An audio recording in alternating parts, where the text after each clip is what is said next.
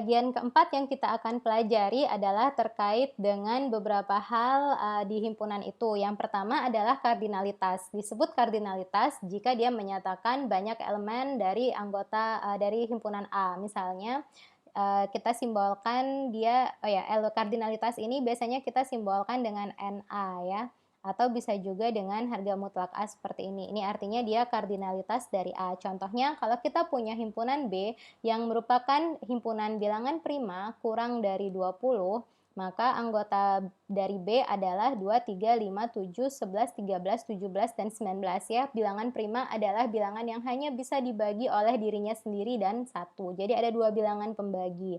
Oleh karena itu 1 bukan bilangan prima karena 1 tuh pembaginya hanya dirinya sendiri yaitu 1 gitu. Sementara bilangan prima dia harus punya 2 pembagi yaitu dirinya sendiri dan 1.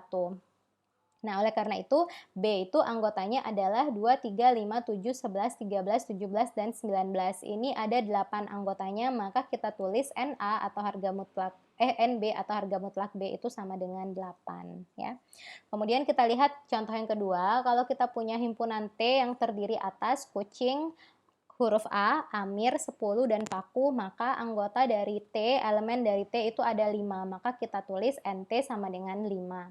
Begitu pula karena A itu adalah, jadi yang ketiga, contoh yang ketiga, A itu terdiri atas A, terus di sini himpunan A lagi, kemudian himpunan dari himpunan A, di situ berarti anggotanya A itu ada 3, elemennya ada 3, maka NA atau harga mutlak A kita tulis sama dengan 3. Jadi kardinalitas adalah banyak elemen. Nah, di sini juga ada lagi yang disebut dengan himpunan kosong atau null set. Artinya dia itu adalah himpunan dengan kardinal 0 gitu. Jadi banyak elemennya 0 atau tidak ada. Nah, kita simbolkan dengan ini ya, 0 dicoret atau himpunan kosong kayak gini. Jadi anggota himpunannya bukan banyak anggota himpunannya adalah 0 atau kardinalitas dari himpunannya adalah 0, tapi bukan 0 anggotanya gitu. Jadi kalau dia punya anggota yaitu 0, berarti 1 anggotanya dia, ya kan? Nah, tapi ini bukan, dia nggak punya anggota atau kardinalitasnya 0 gitu. Jadi banyak elemennya itu 0, maka kita simbolkan dengan ini, 0 dicoret atau kosong gitu. Contohnya, kalau kita punya himpunan E di mana E itu adalah X yang kurang dari X, maka anggota himpunannya tidak ada atau kardinalitasnya 0. Kenapa? Karena tidak ada suatu bilangan yang kurang dari dirinya sendiri. Terus yang nomor 2 misalnya P adalah himpunan orang Indonesia yang pernah ke bulan. Karena orang Indonesia belum pernah ada yang ke bulan, maka NP-nya sama dengan 0 atau anggotanya P ini adalah himpunan kosong. Jadi NP-nya atau elemen kardinalitasnya itu banyak elemennya itu 0. Nah, begitu pula jika A adalah himpunan dari akar persamaan kuadrat X kuadrat plus 1 sama dengan 0. Nah, tidak ada ini ya. Tidak ada yang X kuadrat plus 1 sama dengan 0 untuk semesta X-nya bilangan real. Jadi ini kan supaya X kuadrat tambah 1 sama dengan 0, X kuadratnya kan harus sama dengan negatif 1. Akar dari negatif 1 itu kan tidak ada dalam semesta bilangan real, maka kita sebut NA-nya atau banyak elemennya itu sama dengan 0. Oke. Terus ada lagi yang namanya himpunan semesta atau universal set. Di sini himpunan semesta itu adalah batas mana himpunan itu kita bicarakan. Misalnya kita bilang U-nya atau semestanya itu adalah bilangan 1, 2, 3, 4, 5, maka A dan B yang merupakan bagian dari U itu harus anggotanya ada di antara U ini, tidak boleh di luar itu gitu. Namanya semesta pembicaraan kita, batas daerah di mana kita bicarakan. Jadi kalau A-nya 1, 3, dan 5, kemudian B-nya 2, 3, 4, maka dia berada di dalam semesta 1, 2, 3, 4, 5. Di sini kalau ada C dan C itu misalnya 7, 8, 9, maka dia berada di semesta yang berbeda. Berarti dia bukan bagian dari himpunan semesta ini. Nah, kemudian ada yang disebut dengan himpunan bagian atau subset. Himpunan bagian atau subset ini adalah jika setiap, misalnya kita sebut A adalah subset dari B, maka setiap elemen A merupakan elemen dari B ya. Kalau semua elemen A itu adalah elemen dari B, maka kita sebut ya super subset kayak gini. Semua A adalah bagian dari elemen B. Kalau misalnya A itu terdiri dari elemen-elemen lain, yang tidak dimuat dalam B, maka dia bukan himpunan bagian dari B itu sendiri, gitu ya. Nah, ada juga yang disebut dengan improper subset. Improper subset itu adalah himpunan bagian yang tidak sebenarnya. Disebut himpunan bagian tak sebenarnya karena ini, misalnya ada suatu himpunan bagian di mana A adalah himpunan bagian dari dirinya sendiri. Jadi ini kita bandingkan dulu ya. Tadi kan himpunan bagian, yang jelas A itu adalah himpunan bagian dari B. Kemudian ada himpunan bagian itu bisa kita kategorikan ke dalam proper atau sejati dan improper atau tidak sejati. Apa yang membedakan? Kita akan lihat dua contohnya di sini. Nah, kalau misalnya dia adalah himpunan bagian yang proper atau yang sejati, maka A adalah himpunan bagian dari B, tapi A-nya tidak sama dengan B. Paham? Jadi misalnya A itu adalah 1.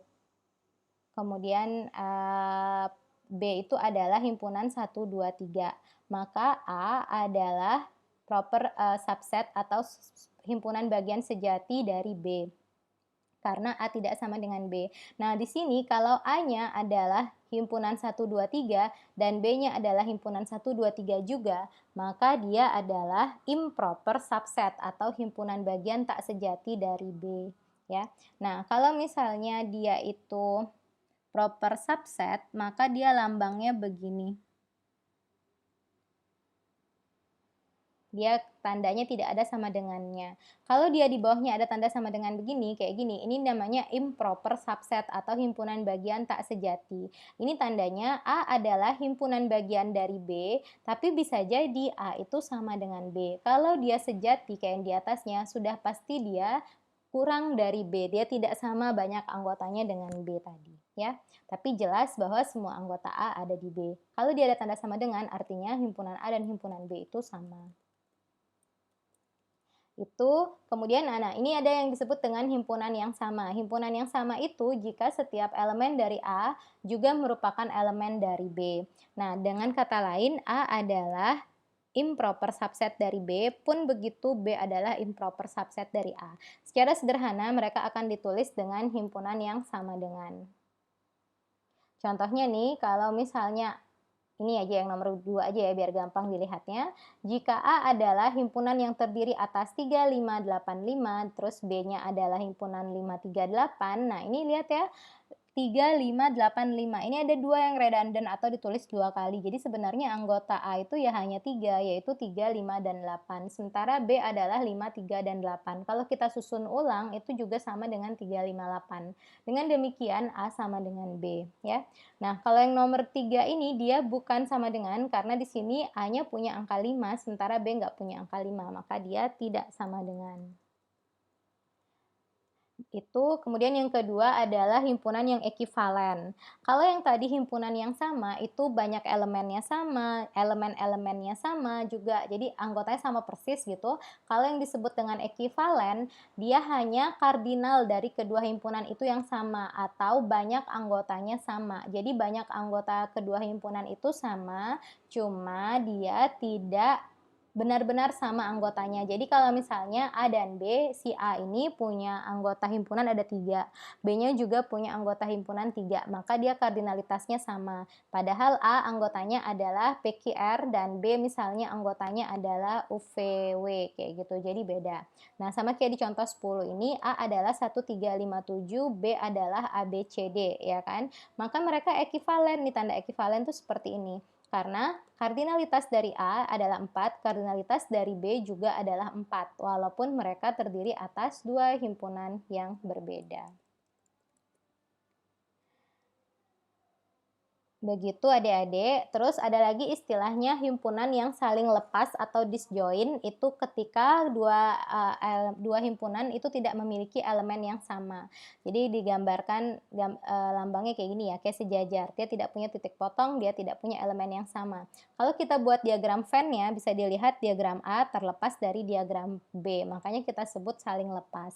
Contohnya kalau B adalah himpunan bilangan positif kurang dari 8 dan kalau B adalah himpunan 10, 20, 30 dan seterusnya, maka terlihat di sini tidak ada elemen yang digunakan bersama oleh A ataupun B, maka kita sebut A dan B itu saling lepas.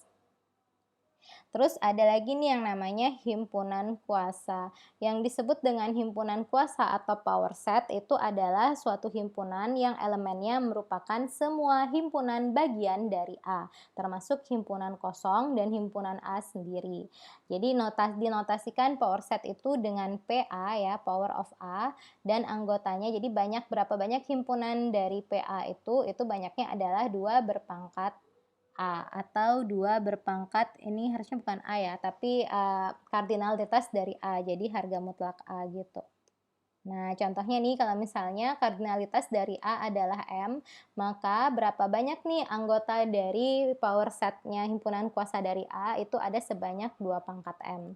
Contohnya adik-adik, kalau kita punya himpunan A yang anggotanya adalah 1 dan 2, jadi kardinalitasnya 2 ya, maka power set-nya dari A itu atau himpunan kuasa dari A itu bisa himpunan kosong, bisa himpunan yang terdiri dari 1, bisa dari 2, dan bisa dari 1 dan 2. Jadi ada 4 buah. Kalau kita gunakan rumusnya 2 pangkat M itu 2 pangkat kardinalitas dari A, maka 2 pangkat 2 sama dengan 4. Jadi selalu ada himpunan kosong ya sama himpunan A itu sendiri. Sama selebihnya himpunan apa lagi yang ada di sana. Jadi ini kan 1 dan 2, jadi ada 1, 2.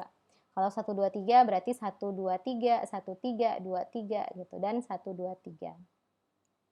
Jadi kalau misalnya ya kita punya himpunan B yang anggotanya adalah 1, 2, 3. Nah ini kan kardinalitasnya 3 ya, berarti banyak power setnya itu adalah 2 pangkat 3 atau sama dengan 8.